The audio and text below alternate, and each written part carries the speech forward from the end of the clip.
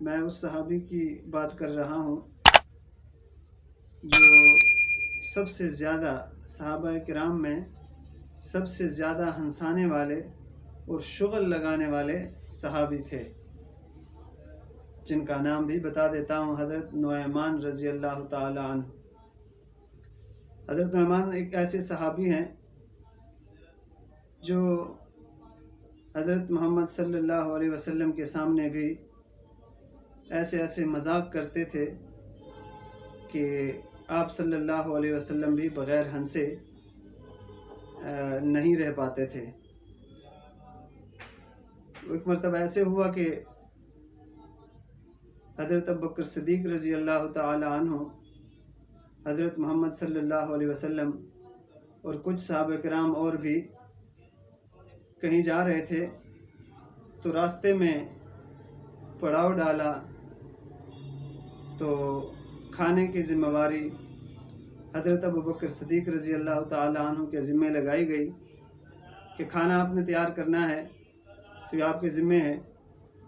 تو حضور صلی اللہ علیہ وسلم کچھ صحابہ کرام کو لے کر کہیں چلے گئے، تو حضرت ابوبکر صدیق رضی اللہ تعالی عنہ نے کھانا وغیرہ جب تیار کیا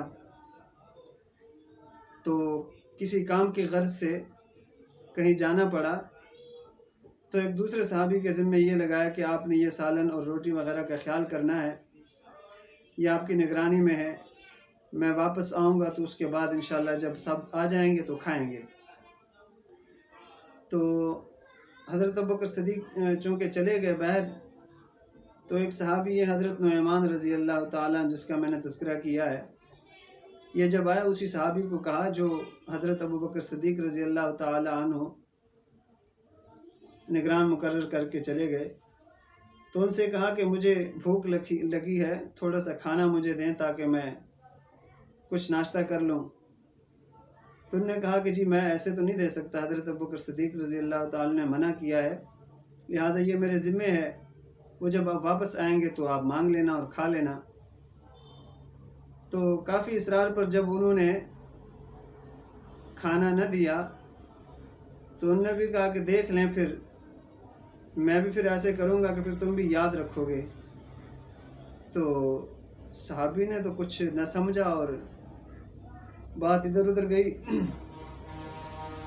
یہ حضرت نعمان رضی اللہ تعالیٰ باہر چلے گئے، باہر دیکھا تو کہیں سے ایک قافلہ آ رہا ہے۔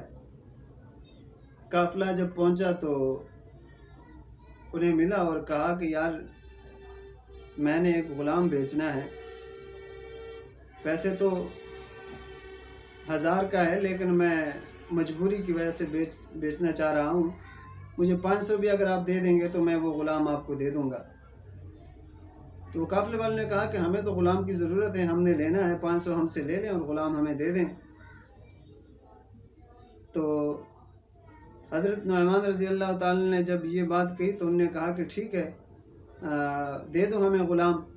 تو حضرت نعمان رضی اللہ تعالی نے ایک بات اور کہی کہ اب ایسے ہے کہ سودا میرا اور آپ کا تب ہوگا جب آپ میری ایک بات پر عمل کریں گے، اور وہ بات یہ ہے کہ جب آپ اس صحابی کو، اس غلام کو، بلکہ انہوں نے کہا کہ جب آپ اس غلام کو پکڑیں گے اور کہیں گے کہ میں نے آپ کو خرید لیا ہے، تو وہ شور مچائے گا، اس کی عادت ہے شور مچانے کی، وہ شور مچائے گا کہ میں آزاد ہوں، میں غلام نہیں ہوں۔ تو آپ نے اس کی بات پر عمل نہیں کرنا، اگر آپ نے اس کی بات مان لی، اگر آپ نے اس کی بات پر عمل کر لیا تو پھر میرا تیرا سودا نہیں ہے، بس سودا کرتے بھی نہیں ہیں۔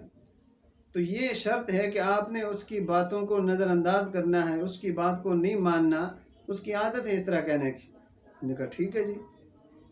تو انہوں نے پیسے دے دیے اور آئے اس صحابی کے پاس، پکڑنے لگے۔ جب پکڑنے لگے تو اس نے شور مچا دیا کہ کیا بات ہے؟ صحابی نے کہا کیا بات ہے؟ تو قافلہ والے نے کہا کہ جی بس چلو ہمارے ساتھ، کیا بات، کیا مطلب؟ تو انہوں نے کہا کہ پھر بھی بتاؤ تو صحیح کیا مسئلہ کیا ہے؟ تو انہوں نے کہا کہ آج سے آپ ہمارے غلام ہیں۔ تو بتانے پر کہا گیا کہ یہ کیا مطلب، غلام کیا مطلب، مجھے سمجھ نہیں آئی۔ تو اس نے کہا کہ جی میں نے آپ کو خرید لیا ہے، حضرت نعمان رضی اللہ تعالیٰ عنہ کو میں نے پیسے بھی دے دیے ہیں، لہٰذا آج سے آپ میرے غلام ہیں۔ تو انہوں نے کہا یہ کیسے ہو سکتا ہے، میں آزاد ہوں اور آپ کہتے ہیں کہ میرے غلام ہیں۔ تو انہوں نے کہا کہ بس چلو چلو جلدی کرو، یہ ہمیں نعمان نے پہلے ہی بتا دیا تھا کہ وہ اس کی عادت ہے، وہ اس طرح بولتا رہتا ہے، تو لہٰذا آپ چلیں ہمارے ساتھ، آپ کو خرید لیا۔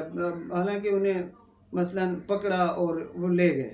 جب لے گئے تو پیچھے صحابہ کرام رضی اللہ تعالیٰ عنہ میں یہ بات پھیلی اور حضرت محمد صلی اللہ علیہ وسلم تک جا پہنچی یہ بات۔ تو حضور صلی اللہ علیہ وسلم